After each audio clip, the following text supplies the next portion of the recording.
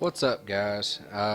Mad Dog here again, Mad Dog Gaming, coming to you from Obsidian Guard. ObsidianGuard.org is where you can find us.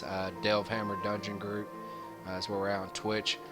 Today I'm going to bring you the build video for our melee DPS, Jotun Skullcrusher, Redguard Dragon Knight Stamina build. 100% pure badass. I mean, he's just beating shit with a club. I mean, that you don't get much cooler than that. But this character is played by Mr. Destructo84, good friend of mine. What you'll learn about Mr. Destructo if you watch any of his stuff, or if you watch us in Delvehammer, is he wants to find the biggest bash thing in there and pick up something and bash it over the head. That's his play style. Squishy doesn't work. Do as much damage as he can with the biggest object he can. So that's where his build really came from. It's the maul build there. You see the primal maul. Looks like a big ass ball bat with spikes. Badass. So let's get into the meat of the build here. Starting off with the gear that you're wearing. First off, primary bar is really running dual wield. Dual daggers will be better at later point, but at early levels, this is level 16 build. Any dual hand weapon will work. Right now we're running 2 swords, but our primary gear set, let's start with that. We're going to go with the Ashen Grip. The awesome thing about this build, guys, it's by level 14 or so, you're at a really effective level in a build. Most builds that you see, you're looking early level at stuff. You've got skills in there just trying to level trees up. This build, all the skills you need and the gear you really need to get mildly effective with this build, you can get it at early level. It's early level crafted stuff. So starting with the Ashen Grip set here, it's two trait set found in the first area. So if you know how to craft 2 traits on it, you're good. If not, join a guild. Join Obsidian Guard, ObsidianGuard.org. Join up. We've got plenty of people that craft. Or find somebody in your guild. Find somebody that can craft. Anybody can craft this stuff. It's 2 traits. But the good thing about this, let's get into it for a stamina build. Starts off adding health. You're a melee DPS. Health is good. Lets you survive. 3 items. Adds 37 weapon damage. Once again, it's awesome. Get the weapon damage going. 4 items, get your weapon crit up. 5 items, this is where this really gets fun. It's a flame-based, high crit build. The Ashen Grip set gives you a 10% chance to breathe fire for 325 flame damage on melee hits. It can occur once every 4 seconds. Basically, everything you do has a 10% chance to proc this ability. So good. Every 4 seconds you're breathing fire on top of your other breathing fire. It's just you're fire breathing badass at this point. Good stuff. Running that, Divine's increasing Mundus Stone. Like I said in the healing build, if you haven't watched it, the healing your stuff at this set, it's only a 2 trait set, so whatever traits people have been able to get their hands on, it's a low level build, guys. The traits don't matter much. Every trait has its pluses, but the Mundus Stone, whatever Mundus Stone you're running, it's really good. So any of them is fine. The enchantments are important though. You see he's running the max stamina enchantment. Allows you to spam your abilities a little more. More you can spam abilities, the more DPS you're going to do. And I run that max stamina on every piece of gear, all the way down. All 7 pieces run it.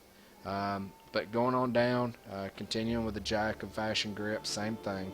Max stamina enchantment. Increase armor enchantment. Those are really good on your what they call your large pieces. Your head, your chest, legs, and I think shoulders are all your big pieces. But getting that extra armor on any of those pieces is really good. Getting it, being able to boost that up. Mundus Stone effects, once again, going down. Like I said, traits don't really matter, guys. Increase skill line experience. That's good. Get your skill line up. You're level 16. You need those passes, which we'll go over in a minute. All of that, every bit of this is good, guys. Every bit of it's good. Our second set we're running here is going to be Night Silence. Your dual wield. So that what's cool about being dual wield on your main bar is you see you've got two weapons here. So you actually can get 4 items on your secondary set, your secondary crafted set. Not Silence, another 2 trait set, also found in the starting area. Most people can craft this. If you can craft Ashen Grip, you can craft Not Silence. Good set. The 2 item part of it gives you max stamina, 3 is stamina recovery, and 4 gives you more weapon critical. And you don't even really need the 5, because the 5 is for stealthing, and when you're a dual wielding, maul wielding, Dragon Knight badass, you don't sneak. You don't sneak around anything. You just hit stuff over the head. So the 5th set doesn't even matter. So awesome to get 4 traits on this and have the 5 traits on the Ashen Grip. Really, really good for sustain, extra damage, everything. For jewelry here, these is just standard jewelry, just bought from the Mages Guild at the beginning. Go with the robust stuff, increase maximum stamina, and then just buy your enchantments. I bought all these enchantments. You buy them just from the enchantment vendor here. It's nothing that's even been created or anything by crafters, just the ones you can buy. Same thing, the jewelry. But on the jewelry, go with the reduced stamina cost of abilities. Get the cost of your abilities down there to a manageable level. You can spam them more. Makes sense. Your necklace, increase maximum health by 220. That's because that's going to be your only option at this level. It's the only thing you can buy. Unless you've picked up something that's better. If you can get a max stamina necklace, if you found one, use that. If not, that's very viable. 220 maximum health don't hurt. Survive a little longer. But yeah, you run all that, and then on your backup, any 2-handed weapon will work good. The maul's just cool because it's a big club you're bashing people over the head with. What I do recommend though, if your crafter, whoever's crafting this, has these traits: Precise, increase weapon spell critical by 2.5 on one-handed weapons and by 5% here. That's a big weapon critical jump. So try and get that trait if you can. That it will help a lot. And as far as your enchantments on here, I like the flame damage just because you're going to be tenderizing it at some point in time. That's going to add extra flame damage with your fire breath. So stick with the theme there. Just keep throwing as much fire damage at stuff as you can. Consumables, run level 15 blue, max health, max stamina food. That's pretty standard. If you're not running that, you're wrong on stamina build. That health and stamina is up. It's huge. You need to be in a crafting guild. Can't stress that enough. If you don't craft yourself, then you need to be in a guild that has people that are crafting. That our guild mates make that for us. obsidianguard.org. Join up. Good guild. Then potions, run health and stamina potions. Same thing. Pretty standard. Moving on down. One thing you'll notice on all these builds before I continue on, these are purpose-built builds, guys. They're meant for dungeons. They're meant to be as effective as possible in dungeons. What you'll notice is we haven't wasted any points in crafting. Every skill point's valuable, especially at this level. If you want to craft, make a crafting character. Keep that crap off your dungeon character. It's no bueno. Don't do that. But moving up to the meat of the build here. The first bar is really built. We're missing one ability off of the final build. That's what I was talking about this build being so good at early levels. It really is, guys. By this level, the damage on it's already ridiculous. But we'll go through what's on each bar, and then we'll explain why we're using it. Rapid Strikes from Dual Wield, Unstable Flame, Ardent Flame ability, Fire Breath, Ardent Flame ability, Whirlwind, Dual Wield, Hardened Armor is your sustainability, and then Standard Amount for your ult. Then when you swap over your weapons, these abilities don't really matter. This is going to be just like on the heal build, just like on all of my standard builds I do. You want to run a DPS bar and a buff bar. Your buff bar here for a DPS is also your execute bar. That's the way I like running it, and it's just because this reverse slash is so good. You definitely want to have that available. But let's get down. Let's talk about the meat of the build and what we're doing here. On your first bar you're running, your ult comes from here. The Standard of Might. Standard of Might, especially stacked with Nova. If you watched any of the other builds where we're running Nova, Stack this with it. You drop a Nova, you drop this. Everything's dying around you. You're not dying. You're an invincible ball of DPS madness. Staring might call down Flaming Battle Staring that deals 566 flame damage each second and afflicts them a major defile, which reduces the effectiveness of healing on them. That really doesn't matter. Most PvE, this is a PvE build, isn't healing. If it is, that's reducing. But the standard of might morph on this is what's so good about it. Standard also increases your damage by 17% and reduces damage dealt to you by 17%. If you remember on the Nova Morph is reducing their damage by 30%. This is doing it by another 17 plus increasing your damage. It's awesome. And then while the standard's up, an ally can activate Shackle to deal 1339 flame damage and mobilize. The good synergy on that too. Great ultimate, great ultimate for a melee based Dragon Knight DPS. Moving down, this on the bar here, we'll go over the things in order. When you fight, first thing you want to do is get Flaming Breath on them, or Fiery Breath. It's going to morph to a Stamina Morph, which it's not high enough level yet by this point. But the Stamina Morph of it will make it scale off of your weapon damage and stamina. There is a Stamina Morph, so I know if you're looking at this right now and you say, oh my god, Magicka item, you're on Stamina build, you're bad, GG, go away. But no, this will morph. You're running this now, leveling it up to morph it. But exhale a Flame Blast, dealing 217 fire damage to enemies in front of you and an additional 985 flame damage over 10 seconds.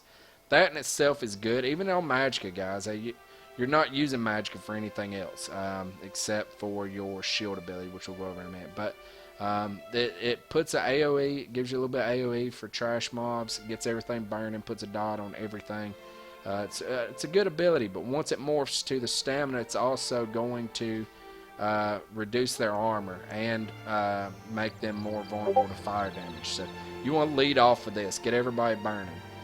Then you want to jump over and you want to hit them with Unstable Flame. It's the stamina morph of this, the Flame Talons. Slash an enemy with flame for 772 flame damage and an additional 2460 flame damage over 10 seconds, with damage increasing 9% every 2 seconds.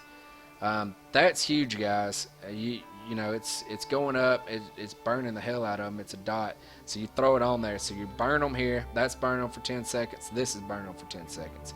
The thing with this is you look down at the bottom, it says with damage increasing 9% every 2 seconds.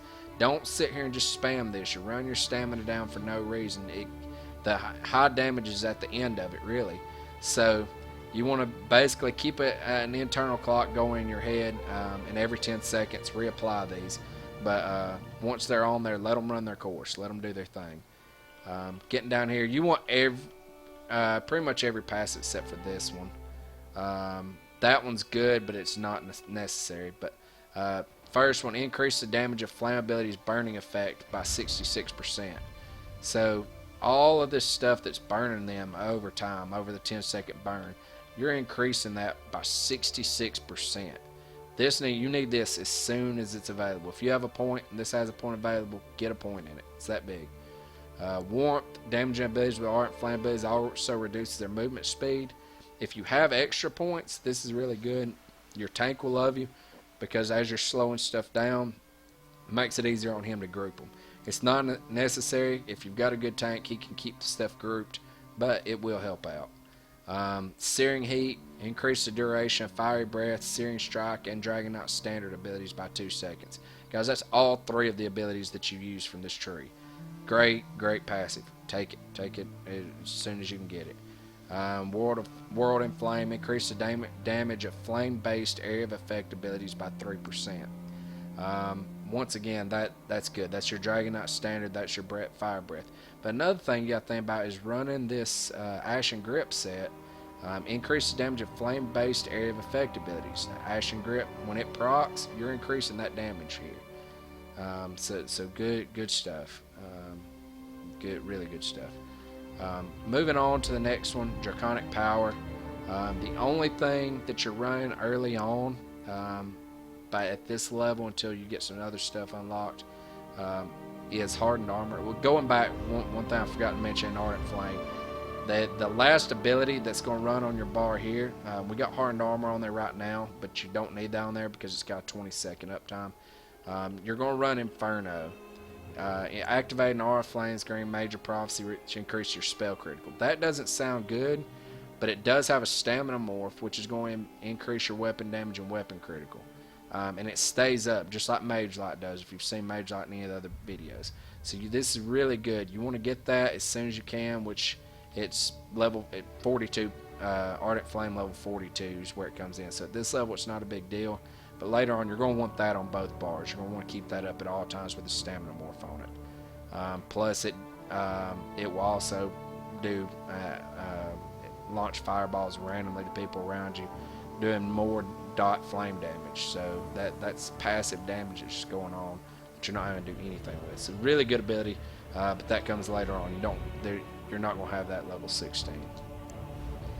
Draconic Power, Hardened Armor. Hardened Armor is really good.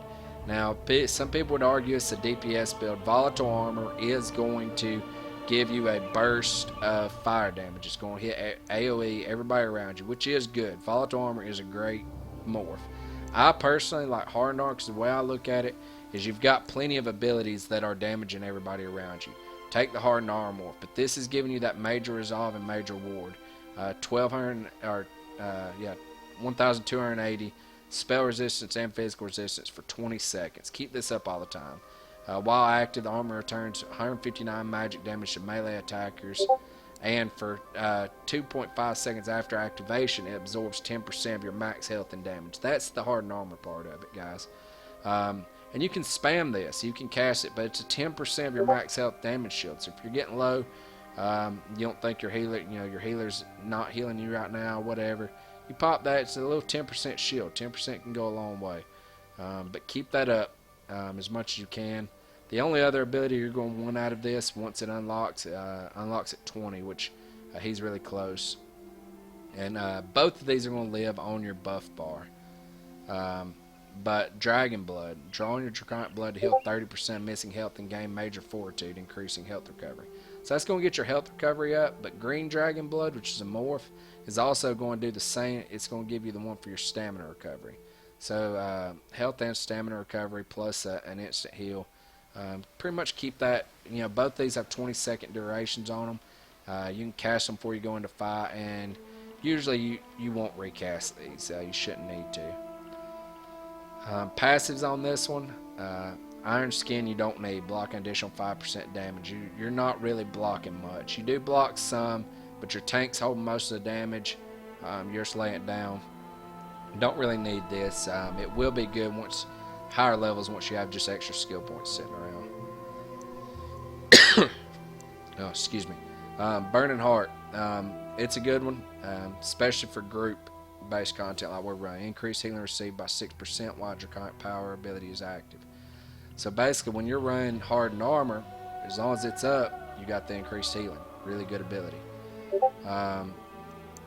Increased health recovery by 2% for each Draconic ability slotted. That's a no-brainer. You want that. Health recovery is good. And then Scaled Armor, same thing. It's just a flat spell resistance just for having it. So once you get down there, you're going to want pretty much all of these except Iron Skin. Iron Skin you can take later if you want to. Earth and Heart, I don't really care for most of Earth and Heart. At later points, and I don't mind it. Molten Weapons, I don't mind here, but it's 7 seconds and it's for fully charged heavy attacks. With this build, you don't do a lot of fully charged heavy attacks. So Molten Weapons isn't really that good. At higher, once I have more skill points, a lot of times I'll take that just for some of the passives here. The Mountain's Blessing, that's huge. So once I have other stuff that's a higher priority leveled up, then I'll usually take one of these abilities here, maybe the Obsidian Shield, maybe Molten Weapons. It's really a flex spot on your buff bar. Even this one, this Ash Cloud is great if you can get it up there. Then it's 12-second duration. What it's going to do is it's just going to slow and dot everything around you, so it's good too. But some of these it has some of the best passes in this bar. Activating ultimate restores health, magic, and stamina. That's a really good one. You want to get that if you can, but you won't. With running the build this way, you're not going to have any of these by level 16. So we'll move on from that. Alright, so on your two-handed bar, I actually forgot to reslot this. I like this ability.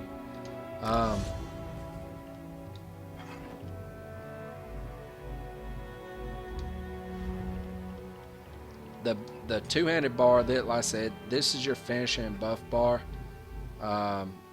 The good thing about this, running this bar, it's got a lot of flexibility.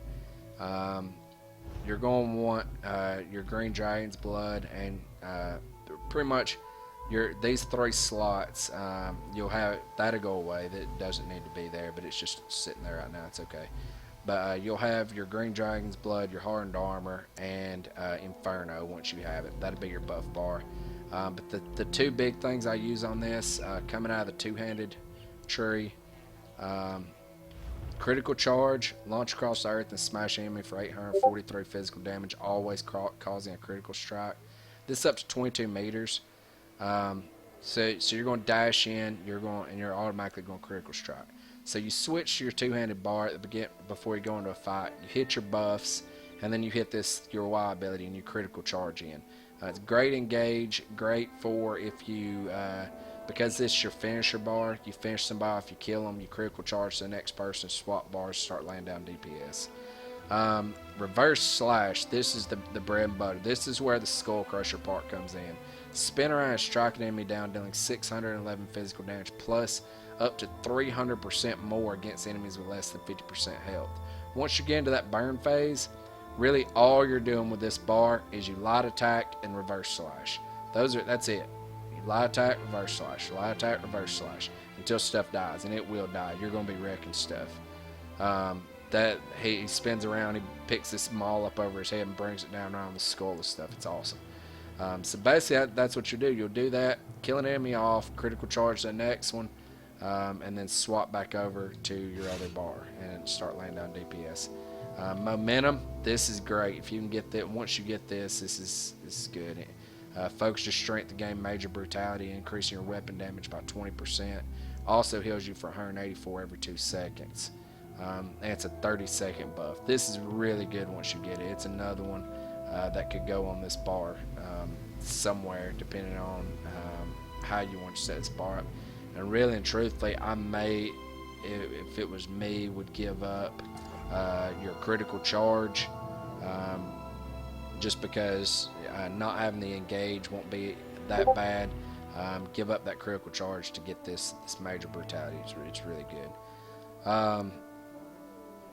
But for passives here, all these passives are pretty good, but keep in mind this is just an execute bar. This isn't what you're mainly using, and all of these only work with two-handed weapons equipped, so they're not necessary. But forceful allows your standard attacks to hit more than one target, both light and heavy attacks damage 2 nearby enemies. So when you're executing somebody and you're weaving those light attacks in, it's hit. If you've got more than one person around you, it's hitting everybody. That's good. Just getting the damage up before you switch over. Really good. I like this. The grant bonus for different weapon types. You see the maces down there. Ignore 10% of your target's armor. Don't have a lot of armor pen built into this build, so that pass is really good for when you're executing. Balance blade, reduce the cost of two-hand abilities. That's a necessary pass. That's even if you didn't take these two, this balance blade you won't take. This follow up you won't take it because you're not heavy attacking unless you're out of stamina, and it's not worth it. It's not worth to put a skill point in there. This I like, battle rush. Boost your stamina recovery by 15% for 10 seconds after killing a target. When you're in a dungeon and you're going from enemy to enemy, and you're smashing stuff, that's really good. It says with 2-hand weapon equipped. If you just killed an enemy, you probably got 2-hand weapon equipped because you're using that for your finisher. So really good ability. Really good passive once you get it. Two-handed, this is your main damage. Other than, I mean, the dots are, but this ability here, rapid strikes. Flood an enemy with steel, battering with 6 consecutive attacks, 274 to all the way up to 758 on the last one, and each hit increase the next hit's damage by 2%. So basically, you get the dots on them, and then you hit this dot and stab the hell out of them. 1.3 second channel time to do all of those attacks. Throw a medium attack in there, and then go back and do it again. After you've done this about 4 or 5 times, your dots are probably going to end. Reapply both of your fire dots and start hitting this again. That's a boss burn until you come down 25-30%, and then you swap over and start executing. Whirlwind, also on this bar. Launch yourself in a lethal spin, dealing 617 physical damage to nearby enemies, plus 100% to wounded targets. But this is a 5-meter radius, hits everything around you. So for trash mobs, let the tank get everybody grouped up, go in there and just start spinning around killing stuff. Pretty cool ability, works really good. The other 2 abilities, don't worry about them. This hidden blade can be good if you know the boss mechanics, you know it's something where you're going to have ranged. This could be put in there, but it's kind of a situational thing. If you have it, put a skill point into it to have it to change your build up on the fly. But at this level, these 2 are your main bread and butter abilities. And pretty much every passive here you want. Increase damage or dual wield abilities by 10%. Even though you're executing sometimes, if you're in a group, say 5-6 mobs and you're whirlwinding, trying to just kill them all off, you may not switch to that execute bar. This is a good passive to have. Dual wield expert, increased weapon damage by 3% of offhand weapons damage. It's standard, take that. Reduce the cost of dual wield abilities. 8% damage bonus when attacking immobilized enemies, really good. And then this is where I was talking about earlier about wanting daggers eventually. The swords work really good, increases the damage of your weapon attacks, but the daggers give that weapon critical, and critting on stuff with your abilities is where it's going to be at. But the swords aren't bad either. That would be my number 2 choice. Some people you may think swords look cooler and you'd rather stab stuff with a sword. It's perfectly fine. It'll work. That bonus will work good for him. But either way, take all of these passives. It's all you're running here. 7 pieces of medium armor. Same thing like I talked about in the healing bit video. You want to maximize these passives. To do that, you're going to need all of your stuff in medium. And like you see on this one, increase your critical strike rating with physical attacks for each piece of medium armor equipped. Critical strike, I mean, these are all standard, guys. Stamina recovery and stamina cost of abilities reduced. This one is giant. It's really almost broken. Good. Improved sneak. That doesn't matter. Don't worry about that one. You're not sneaking anywhere. Excuse me. For this one, notice on this right under where it says agility there, when a medium armor set of 5 or more pieces equipped. So if you only have a couple, where these does it for every piece is going to give you some sort of bonus. Once you get down here, you have to have the 5 pieces, but once you get those 5 pieces, you increase the weapon damage by 6%. And this one, increasing the movement speed while sprinting is good, but reducing the stamina cost at dodge roll I really like. Just because, especially after the nerf that they did in that patch, where the second dodge roll costs more, that's good to have, so it's not wrecking your stamina. Because you're not blocking like the tank is. If there's a AoE or something, you've got to dodge out of there. You've got to have the stamina to be able to do that. So that's where that passive comes in good. None of this really matters except soul summons. Soul summons is going to allow you to revive for free without spending a soul gem every 2 hours, every 1 hour once you get the second point. Healers and stuff are going to appreciate that. You're not running through soul gems as much if you're dying. None of this really matters at this point. It's Fighters Guild or Mages Guild. You don't need any of that. The reason you go Redguard, though, Redguard is awesome for a stamina build. The shield affinity doesn't matter, but getting down here, stamina recovery by 3%, it's great.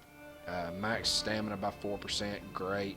I love this ability here. Restores 62 stamina whenever you damage an enemy with a melee attack. This can happen no more than once every 5 seconds. Guys, everything you do is a melee attack. So every 5 seconds you're restoring 62 stamina, no matter what, while you're in there fighting. So good passive, and that's just with 1 point in it. It will go up with more points. So Redguard for sustain or for stamina sustain's good. But other than that, guys, that's about it. I think I went over pretty much everything that you're going to need to do. Attributes on this, go full stamina, 100%. You just get all the stamina in there. You got a tank holding the damage off. You got a healer keeping you healed. Boost your damage up and just rip people's faces off. It's great. But yeah, just dot stab. Remember that. Just throw both your dots on there and start stabbing people, procking your Ashen Grip, and then doing that, like I said, you're going to be a fire-breathing badass, and you're going to kill everything in the way. But once again, check us out. We're Delvehammer. You can find us on Twitter. You can find us on Twitch. Look us up, obsidianguard.org. I'm Mad Dog Gaming. If you have any questions, post it in the comments below, and we'll try and get back with you. Peace.